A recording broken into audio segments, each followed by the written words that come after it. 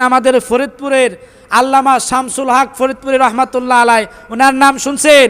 ওনার ছাত্র জীবন বই পাওয়া যায়, কিনে দেখবেন, উস্তাদের কাছে বলবেন, উস্তাদ এনে দিবে গোপালগঞ্জ থেকে।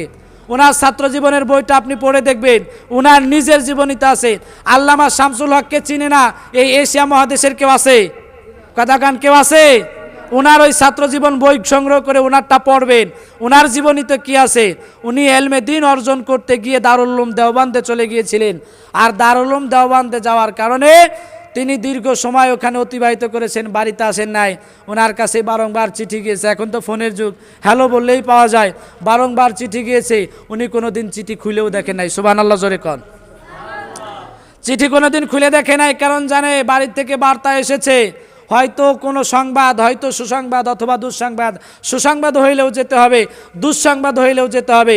উনি বাড়িতে যাবেন বলে যাবেন না বিদায় তিনি কোনো দিন চিঠিগুলো খুলেও দেখে নাই।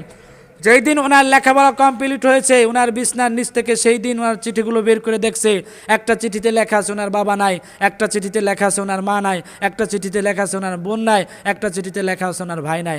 এইভাবে উনি জীবনটা কুরবান দিয়ে লেখাপড়া করে যখন আমার বাংলাদেশে আসে, এর ফলশ্রুতিতে আল্লাহ পাক ওনাকে শামসুল হক বানায় দিয়েছে। সুবহানাল্লাহ। দূরের কথা বললাম, আমাদের ফরিদপুরের আমি যার কাছে মিজান পড়ছি, হজরত মাওলানা খলিলুর রহমান সাহেব, এই ফরিদপুর জেলার বাতিলের আতঙ্ক যিনি ছিলেন, আল্লামা লিয়াকত আলী সাহেব, ইসমাতুল্লাহ কাসিমি সাহেব ওনাদেরও মুরব্বী ছিলেন, মানে অন্য দিক দিয়ে।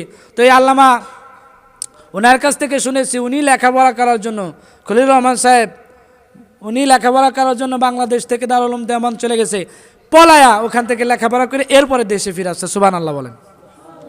আমি তার কাছে পড়ছি, পড়ার সুযোগ হয়েছে। তো এই মোট মিলে আপনাদেরকে একটা গুরুত্বপূর্ণ মেসেজ দিতে চাই, একটা কথা বুঝাইতে চাই। এলমে দ্বীন আমরা শিখতে আসছি, এলমে দ্বীন কীভাবে শেখা যায়, কিভাবে আমরা পাই, এই মেহনত আমরা সকলে করবো তো ইনশাআল্লাহ।